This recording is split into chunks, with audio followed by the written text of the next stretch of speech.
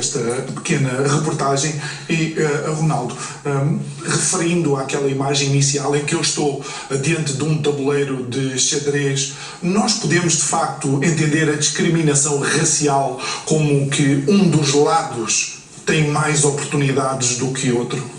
Sim, até porque, quando se trata da questão do racismo, eu penso que o ideal é se procurar, inclusive é uma crítica construtiva que eu faço em algumas instituições, até no que diz respeito até o próprio sistema governamental, questões como o racismo, que envolve toda uma historicidade.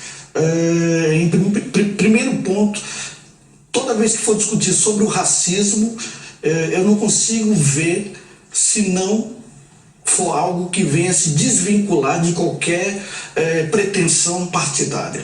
Então, a questão do racismo, se nós queremos aqui levar isso para um debate público, tá certo?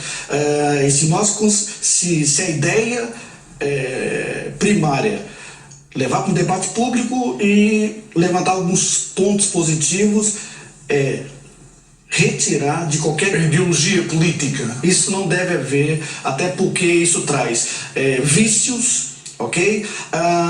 E o fim disso é ser politizado. Então eu penso que já existe. Já existe. Isso vem se perpetuando, mas nós sabemos muito bem que existe aqui, não querendo emitir juízes de valores, mas existe da parte de algumas instituições, as chamadas ONGs, algumas, isso no sentido global, não é só cá em Portugal, isso é no mundo inteiro, tá? A minha vivência nesse planeta de quase 50 anos de idade me faz ver que um dos males, que isso não, toda vez que vai se discutir sobre a questão do racismo, não se consegue avançar. Não se consegue avançar porque um dos entreveros, quanto não é a questão politizada, viciosa do partidarismo, justamente é para atender interesses. E essas, boa parte das ONGs, das organizações não governamentais, algumas pseudos defensoras, okay, estão a tentar caçar interesses próprios e algumas, exato, algumas querem assentos perpétuos, seja no parlamento, no que diz respeito à questão política. E então uma outra questão também que algumas sabemos que querem, na verdade, extrair algum determinado tipo de fundos. Então o debate tinha que passar a ser um debate aberto, um debate dentro da sociedade, com todos os intervenientes, e deixar, retirar, por assim dizer, o racismo das mãos de uma determinada tendência política. Ou seja, eles não são, digamos, os defensores da luta antirracista. Isso não pode haver aqui monopólio. Eu estou aqui e, mais uma vez, quero agradecer aqui no início, nossa introdução, agradecer a Curiacos TV, parabenizo. Não é comum um canal de televisão em qualquer parte do mundo. Eu não vou aqui focalizar aqui em Portugal, não é isso. Não é comum canais de televisão abrir espaço para formadores de opinião. Eu estou aqui como cidadão integrante da sociedade civil. Eu não represento aqui siglas, eu não represento aqui grupos. Eu represento aquilo que eu penso, aquilo que eu vejo como um livre pensador. Então, a questão do racismo, inclusive eu quero deixar aqui um desafio, tá certo? Algumas instituições, alguns pseudos defensores dessa causa racista, não excluindo todos, porque realmente existem instituições boas. Nós vamos deitá-las abaixo todas.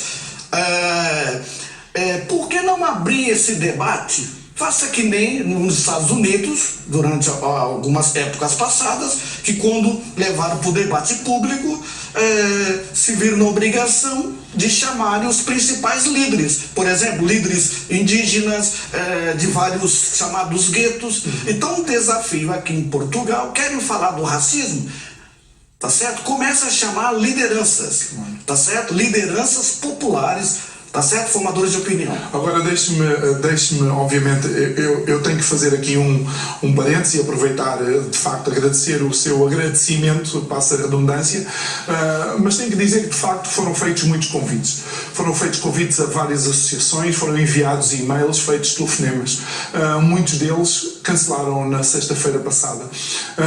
Não sei se tem a ver com a quantidade ou não de audiência que temos, mas se de facto foi devido à quantidade de audiência, quero dizer a essas associações que negaram ou que, devido a dificuldades de agendamento, não puderam estar, cancelando na sexta-feira, que se tem a ver com as audiências, isso também é uma forma de racismo, digo eu.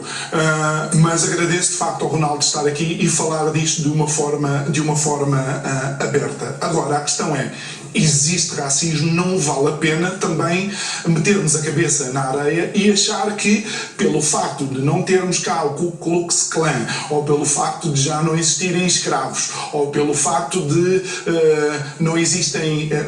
que isso, o problema não está. O problema está e sente-se, verdade? Sim, é verdade, até porque estamos em pleno 2019, o efeito globalização, o ir e vir a países, por exemplo, acordos bilaterais, reciprocidade, etc. e tal. Bom, o que a gente percebe é o racismo também, as práticas raciais, elas também evoluem. Se não vivemos um contexto em alguns países de genocídios, como tivemos também na década de 90 também, o genocídio em África e tantos outros genocídios, que justamente o racismo, na maioria das vezes, sempre esteve atrelado a questões que o fim levaram a verdadeiro genocídio, infelizmente. Bom, mas o racismo, ele pode agir, em princípio, seja o racismo institucional, o racismo também estrutural, e a gente começa a perceber que o racismo ele tem avançado em alguns campos de uma forma extremamente silenciosa. E eu penso que as horas que vamos passar cá, ou minutos que vamos passar a falar sobre o racismo, vamos abordar um pouquinho também as questões práticas do dia a dia. Sim, é quase um racismo invisível, que quem não passa por ele não consegue detectar. Exatamente, é um inimigo invisível. E por isso que é extremamente importante, no que diz respeito ao estudo sistemático do racismo, abrangermos a questão subjetiva e a questão objetiva. Como é que se manifesta esse racismo? Bom, o racismo em si é uma prática em detrimento à etnia, à cor de pele, em que há uma ideia pré-concebida, vem do latim antes, uma ideia pré-concebida, preconceituosa, de algo que a pessoa não tem um conhecimento apurado, ou muitas vezes isso está bem formatado, seja um próprio estereotipo. Aí vamos permear a questão do racismo institucional, que tem a ver com as próprias instituições, seja instituições governamentais ou instituições privadas.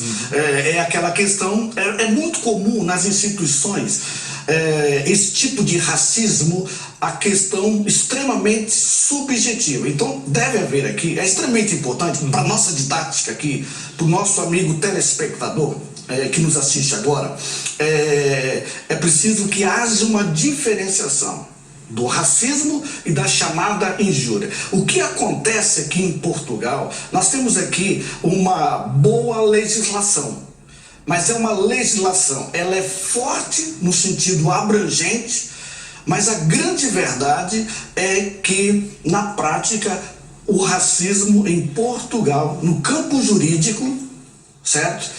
O racismo não é criminalizado. É preciso que, à luz do direito português, ao contrário de países que já estão um pouco mais evoluídos, por exemplo, na América do Sul, posso citar aqui o exemplo do Brasil, que existe uma lei, tá certo? Injúria racial. Eu não estou a falar aqui do 181, permita-me, o 181 do Código Penal, que muitas vezes, no campo jurídico, por uma questão de hermenêutica, é uma outra questão. É extremamente importante a fundamentação jurídica, querem atrelar o racismo à questão do 181, que diz que quem injuriar outra pessoa, imputando-lhe fatos mesmo sobre a forma de suspeita ou dirigindo-lhe palavras ofensivas da sua honra ou consideração, é punido com pena de prisão até 3 meses e com pena de multa de 120 dias. Essa é a moldura penal. Isso se está numa condição, se for condenado. Ou seja, em Portugal não existe, que eu tenha conhecimento, ninguém está preso na cadeia por um insulto racial, seja por injúria, a chamada injúria racial. Bom, eu entendo que uma das formas para se combater o racismo, para que haja punição, para que haja uma punição exemplar, era preciso, é um desafio para a Assembleia Nacional da República, os senhores deputados. Era bom que alguns deixassem um pouco a bola de lado, né? Muitos vão à televisão falar da bola, vamos discutir leis muito mais sérias. Por que não trazer a questão de uma eventual legislação tipificada em injúria racial? Tá certo? Uma coisa é o racismo, outra coisa é a injúria, porque a injúria está ligada ao campo do subjetivismo. Uma das coisas que nós aqui, ao longo das diversas temáticas, temos depreendido também é que, de facto, em Portugal nós somos muito reativos, ou seja, não somos tão proativos, acabamos por reagir a acontecimentos. E alguns dos acontecimentos que têm trazido a questão do racismo para a linha da frente têm sido, de facto, como é que eu ia te explicar, os encontros entre a polícia e determinados cidadãos que, obviamente, acenam logo de imediato com a bandeira do racismo, fazendo com que essas intervenções policiais, e mesmo a semana passada 8 polícias, creio que da esquadra de Alfragide, creio que acabaram por ser condenados, obviamente, dentro de uma determinada intervenção num bairro da zona da Amadora. Se só vamos atrás dos acontecimentos, nunca vamos, como é que eu ia te explicar, antecipar as dificuldades. Vamos estar sempre a colocar como se fossem chamados os pensos rápidos aos problemas e nunca vamos saná-los. Sim, bom, eu estive acompanhando sobre essa questão, em especial que ocorreu em Alfragide. É interessante quando abordamos algumas questões em que envolve confrontos, nós abordamos algumas particularidades. Bom, há uma ideia, e isso tem que ser desmistificada, uma ideia que paira de que não existe o racismo. Nós precisamos levar essa questão a um debate público, não levarmos isso a um debate por fórum político. É preciso que as autoridades chamem a população, tá certo? Levar isso. Por que não levar? Atender a que tipo de interesse? Então, no que diz respeito a essa questão que ocorreu, nós temos que analisar aqui pelo menos as duas partes. Muitas coisas que ocorrem hoje são oriundas e devidas a uma má gestão. Por exemplo, a criação de bairros sociais foi um grande erro.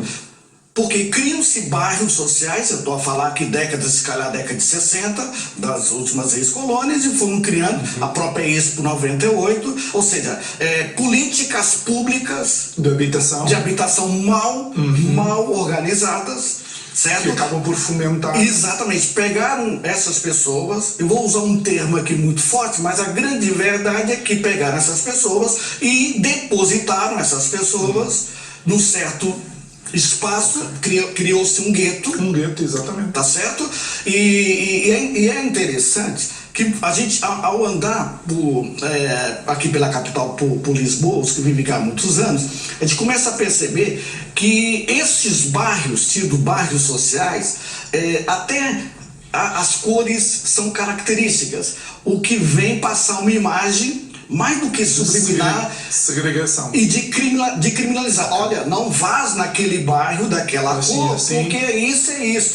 Ou seja, a gente começa a perceber que essa questão de conflitos dessa determinada etnia, dessa população, ok? Que são pessoas, têm direitos e deveres. Começa a surgir porque já existe uma segregação anterior. Sim, exatamente. Isso tem que se analisar alguns pontos históricos. Há uma outra questão também que foi divulgado pelos mídias, de que, infelizmente, aí nos faz-nos ressuscitar justamente esta questão do chamado racismo institucional. Foi divulgado pelos mídias, o que nos causou uma grande surpresa e estranheza, uma certa codificação, que é algo até então interno das forças de segurança. Aquilo foi vazado, aquela informação, em que alguns pontos foram delineados, ou seja, marcados, alguns pontos tidos como pontos vermelhos, áreas de risco gravíssimo, e associar a determinada etnia. O que vem, mais uma vez, a fomentar e criminalizar. Então, uma das formas didáticas do racismo, tudo que se discute para melhoria, temos que chegar num ponto de conciliar as partes, nunca fomentar. Então, essa questão que aconteceu em Alfragide, que houve, e os polícias foram julgados e condenados, foram levantadas supostamente provas para tal condenação. Isso deveria nos trazer algumas reflexões, porque tanto os polícias, que também enfrentam as suas dificuldades, temos que olhar aqui as partes, tem que haver aqui um equilíbrio. Claro. Tem que haver um equilíbrio. Ninguém está a dizer que dentro desses bairros não existe criminalidade. Nem ninguém está a dizer que, obviamente, esses bairros não existem focos, por exemplo, de gangues associados a atividades criminais. Exatamente. Uma das formas de integrar povos é nunca separar povos. Nunca separar povos. Isso foi um erro gravíssimo, que hoje... Porque assim qualquer povo pode contribuir com a sua unicidade e aquilo que lhe é particular no conhecimento cultural do outro. E a cultura também vai ser importante, mas vamos só até à rua ouvir o que é que as pessoas têm para dizer e depois voltamos à conversa, ok? Vamos ao nosso Vox Pop. Ronaldo, e parece ali que os nossos jovens estão bem conscientes de que ainda existe este racismo. Sim, até porque, até por experiência no meio universitário, quase uma década, os universitários conhecem muito bem isso na prática, principalmente nas frequências, nos exames, tá certo? Há aqui uma ideia de um grupo seletivo, né? Um grupo X e um grupo Y. Agora, o que me chamou a atenção ali é extremamente, didaticamente, eu penso que nós deveríamos, como sociedade civil, em algumas instituições, o próprio o sistema governamental, discutirmos e evoluirmos aqui uma coisa. Por exemplo, se uma pessoa emite uma palavra, um termo desonroso a uma outra pessoa, isso seria racismo ou injúria? Isso é uma injúria. Então é preciso haver aqui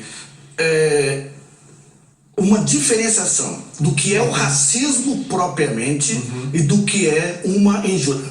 A grande verdade é que em muitos tribunais, justamente porque temos aqui uma legislação, o artigo 13 aí da Constituição diz que todos são iguais, que ninguém pode ser discriminado, ok? É o cerne da Constituição, um dos princípio de igualdade, está no cerne da Constituição da República Portuguesa. Se trafegarmos também na 93/2017, uma lei mais recente, também trata das questões da discriminação.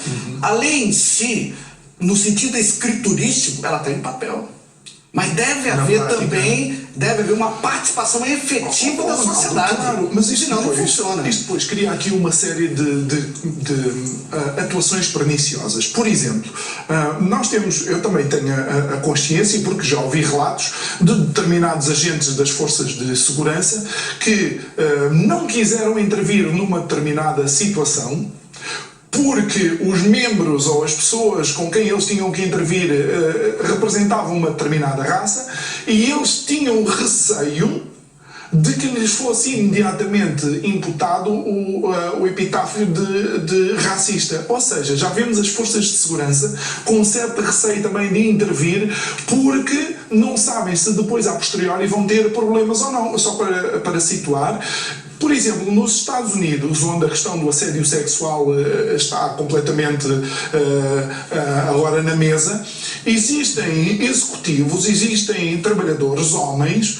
que têm receio, inclusive, de estar sozinho no seu gabinete com uma colega do sexo feminino, a trabalhar com receio, com medo de lhe ser imputado assédio sexual. Este é um ciclo que tem que se quebrar também. Exatamente. Olha, permite-me uma coisa. Injúria racial são agressões verbais direcionadas a uma pessoa com a intenção de abalar o psicológico dessa vítima determinada, utilizando elementos referentes à raça, cor, etnia, religião, origem ou condição da pessoa idosa ou portadora de deficiência, caracterizando injúria racial. Isso é a ideia preliminar do que seria uma injúria racial. E dentro dessa figura, desse conceito, poderíamos abordar também a questão da injúria racial qualificada. Mas o que seria isso? Isso na prática. Vamos imaginar que eu me dirijo a uma pessoa pela cor da pele e eu digo, olha, fulano, você é dessa cor, você não presta, é um ato de desonra, seria caracterizado uma injúria racial qualificada. Agora, se eu me dirijo àquela pessoa e me refiro a todas as pessoas da cor daquela pele, eu estou envolvendo toda uma comunidade, aí já não seria uma injúria propriamente qualificada. Então, a injúria racial, ela permeia no campo subjetivo.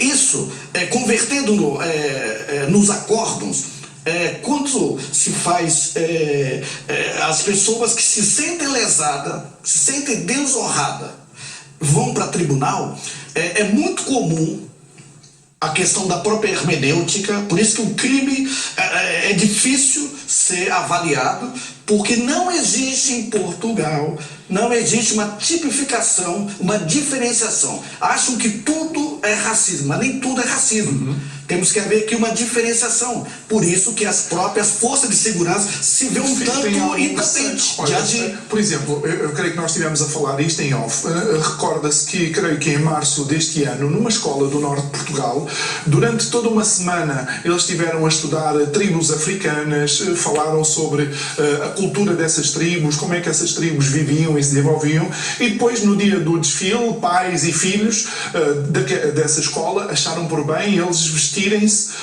como vestiam essas tribos, ok? Sim senhora, vestiram-se de forma étnica, pintaram a pele da cor dessas tribos. Bem, foi um problema enorme, mas no entanto existem programas televisivos, nomeadamente daqueles de música, onde a cantora ou o cantor, o participante branco, veste-se daquela forma e é pintado com a cor correspondente ao artista que vai interpretar. Onde é que nós vimos a diferença? O que nós estamos enfrentando em pleno 2019 é frutos de má gestão no que diz respeito, voltamos aqui no mesmo ponto. Isso vai ao encontro ao chamado racismo institucional, tá certo? Uma má gestão pública. O que nós estamos colhendo hoje são coisas mal geridas, mal plantadas, mal incutidas. Eu estou a falar aqui de 40, 50 ou mais anos atrás. Estamos colhendo hoje as forças de segurança, com todas as suas dificuldades, também ao confronto. Já há uma ideia pré-concebida, o próprio sistema a fomenta isso. Eu vejo aqui que o que é preciso fazer? Primeiro, na questão legal, tá certo? Não vamos aqui, longe daqui, querer fazer uma apologia, uma luta armada, não é isso, tá certo? O que é preciso para evoluir? No campo jurídico, é preciso haver aqui uma tipificação criminal. É preciso haver propriamente uma moldura, tá certo? O racismo precisa ser criminalizado. Quando nós olhamos no artigo 13, o artigo 13 não criminaliza o racismo. O racismo é um problema global, tá tá certo? Assim como tem em alguns países leis específicas no que diz respeito à violência doméstica, que é um outro tema, uma moldura penal, tá certo? É possível que haja uma lei específica sobre o racismo, mas criminalizando. Eu entendo, Ronaldo, mas aqui vamos a uma questão. Por exemplo, em relação à violência doméstica, passou a ser criminalizada. Você sabe quantas mulheres e homens maltratados depois não apresentam queixa? Ou seja, o problema não é resolvido dentro da própria família, dentro do próprio relacionamento. O que é que eu quero dizer com isto? Existem problemas, se calhar, dentro de determinadas etnias que necessitam de ser resolvidos para que, efetivamente, a nossa vida em sociedade seja mais equilibrada? Também não será por aí? Sim, uma das formas é justamente corrigir um erro do passado. Tem que haver aqui uma política, ok? A partir da estrutura governamental, com a parceria de instituições privadas e da própria sociedade, que é integrar povos. Integrar povos. E é evidente há questões de costumes, mas desde que não venha quebrar eventuais regras. Eventuais regras. Aí nós vamos permear aqui por questões, se calhar de cunho religioso, etc e tal, mas o que sobrepõe aqui é a lei. Sim, mas o governo está com dificuldade, inclusive, para poder aferir o desenho étnico da sociedade, porque, tal como você sabe, o Instituto Nacional de Estatística acusou a semana passada de colocar a pergunta sobre a origem étnico-racial das pessoas após censos de 2021. Exatamente, e é de se estranhar porque foi feito por uma senhora deputada, não vou citar o nome aqui porque questão ética, mas é uma deputada do Partido Socialista. E é de se estranhar que ela tinha esse projeto foi chumbado, até porque eu sei que o Ronaldo não é a favor dessa pergunta.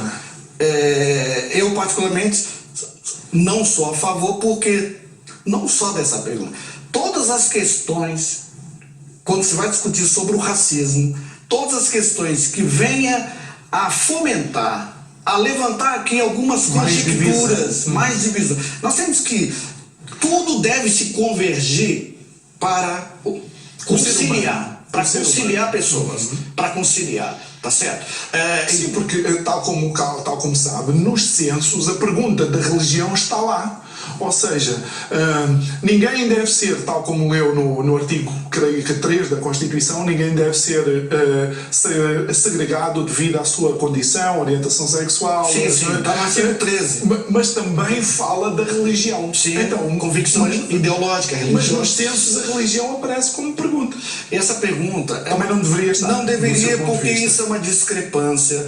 Imagine só, o nosso amigo que nos assiste agora, a questão do censo, na prática, as pessoas se valem de informações, os funcionários vão à casa das pessoas. Então eu fico imaginando, vamos imaginar um funcionário do censo chegar na minha casa e olhar bem para o meu biotipo, a cor da minha pele. Porque a informação, o que vale é o que ele aponta ali. Exato. E ele olhar para mim e ele fazer um prévio julgamento. Esse daqui é um negro, um preto, sei lá, esse é um branco. Associar aquilo que ele vê. E o que define, na verdade, na essência, porque aí vamos entrar aqui num grande contraste até científico. Quem define é a genética. Quem define a genética? Eu, por exemplo, venho de 3 raças. Eu venho de uma miscigenação, tá certo? E até isso índio, do branco. Sim. Voltamos aqui às velhas questões. Eu venho de 3 raças, o índio, o negro e o branco. E de acordo com o próprio departamento genético, eu possuo cerca de 63 a 74 dos genes do branco europeu. E uma porcentagem de 10% do negro da África e o restante de indígena. Portanto, de acordo com a genética, eu poderia dizer que eu sou branco. Porque quem define é a genética. Não é o estereotipo. Daí, então, é um perigo essas informações chegarem e pode ir ao cruzamento do chamado... Quem garante que isso não pode chegar ao racismo institucional? Isso é um perigo. Então, esse tipo de perguntas não podem ser incutidas no censo. Então, como é que nós podemos começar? Como é que podemos abordar? Se não são diferenças raciais, seriam, por exemplo, diferenças culturais que terminam por criar um ambiente de convivência difícil. Como é que se pode abordar um problema com um vizinho meu sem ele entender que, por exemplo, ouvir música alto até à 1 da manhã não tem a ver com a raça dele, tem a ver com a boa vizinhança? Olha, nós temos assim, tudo passa pelo processo chamado educação. Educação. Eu volto a falar, foram cometidos erros de má gestão a criarem os chamados bairros sociais? Sim, foram criados porque, de certeza, acharam muito mais fácil pegarem essas pessoas e depositaram e criaram verdadeiros guetos. O que é preciso hoje? O que passou, já está num certo formato. Tudo passa pela educação. Eu costumo dizer que existem 3 segmentos na sociedade, existem até mais, mas 3 segmentos no campo da própria sociologia, que primeiro é a família, que é conhecida como a base da sociedade, em que nós recebemos os nossos primeiros ensinos, ambiente familiar. Segundo, entra a chamada a escola, ok? Um caráter formativo do conhecimento, dos valores sociais, etc. Terceiro entraria a chamada religião. Okay. Sem citar nomes, a religião que tem um papel fundamental. E depois entraria outros segmentos, como o desporto, etc, etc. Eu penso que tudo isso passa pela educação. Ronaldo, olha, muito obrigado. Claro que isto há mais para dizer. Agradeço a sua participação. Creio que vai participar também no próximo programa. Vai estar à conversa comigo e com mais uma convidada, porque de facto ainda há muito mais a dizer. Para você que nos acompanha, muito obrigado por estar connosco. Obrigado também por nos acompanhar nas redes sociais. Amanhã, à mesma hora, racismo e xenofobia aqui na Curiacos TV, no Isto é o Povo a Falar. O meu nome é João Nuno Pinto. Boa noite. Obrigado.